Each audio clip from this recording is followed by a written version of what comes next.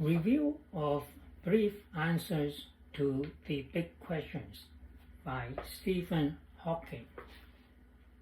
Stephen Hawking believed that it is possible to explain the basic ideas behind the discoveries in modern science so that the general public, the majority of whom have meager education in the sciences, can comprehend, including the esoteric field of modern physics and astrophysics, in simple plain English without equations.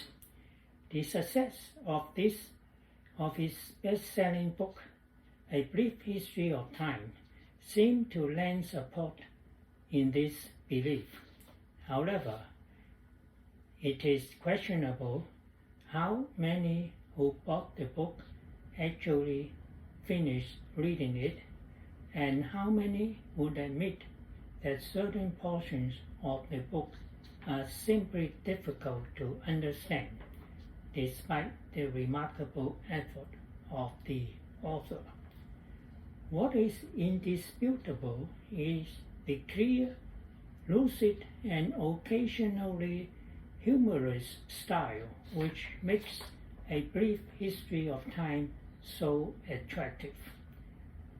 He brought the same style to Brief Answers to Big Questions, his last book, published the year he died. There are 10 big questions chosen by Stephen.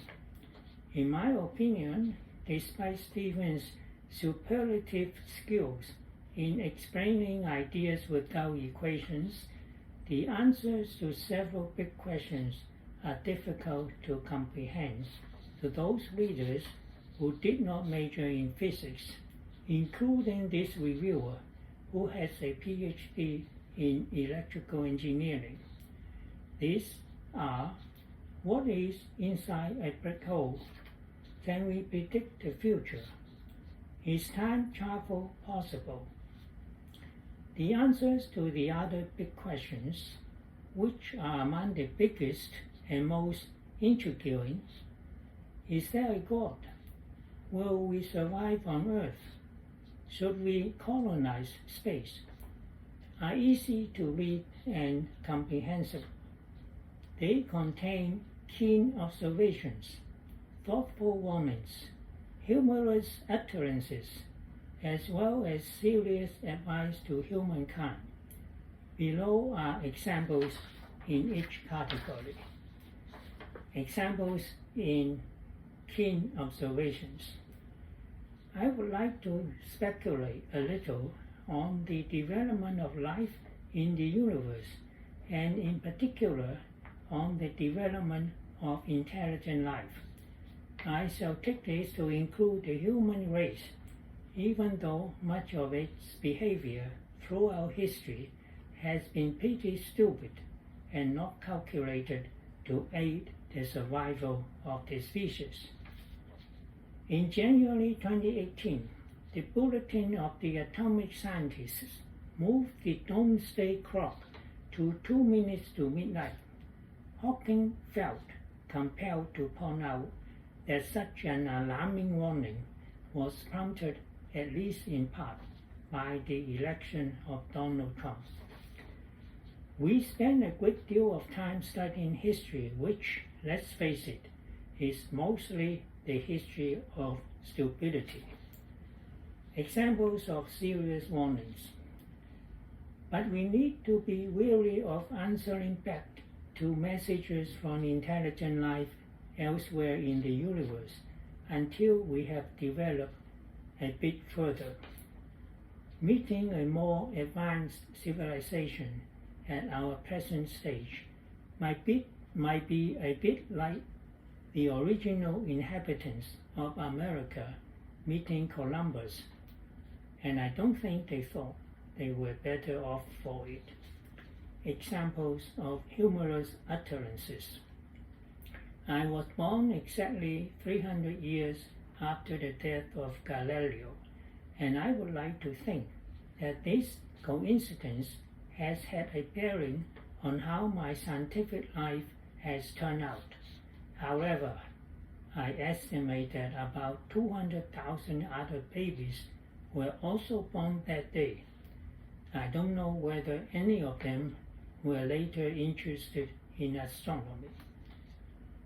Yet the discovery of the New World made a profound difference to the Old World. Just think, we wouldn't have had the Big Mac or KFC if we didn't discover the New World. Fans of science fiction movies will be glad to know that Stephen was one of them. Star Trek 2001: A Space Odyssey, Back to the Future, and even Terminator were mentioned in the book. When there was a connection between a movie and a topic discussed in the book, Stephen would point it out. For example, he mentioned that the concept of alternative histories was central to the movie Back to the Future.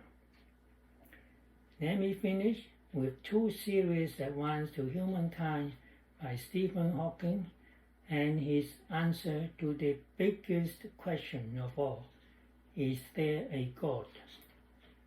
The future is a race between the growing power of our technology and the wisdom with which we use it. Let's make sure that wisdom wins. Be brave, be curious, be determined, overcome the odds. It can be done.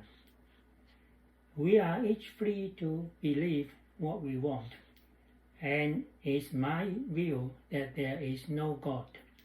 I think belief in an afterlife is just wishful thinking.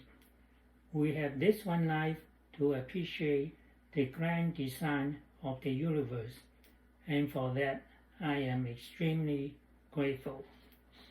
Coming from a severely disabled person living on borrowed time, these statements are nothing short of remarkable. End of review.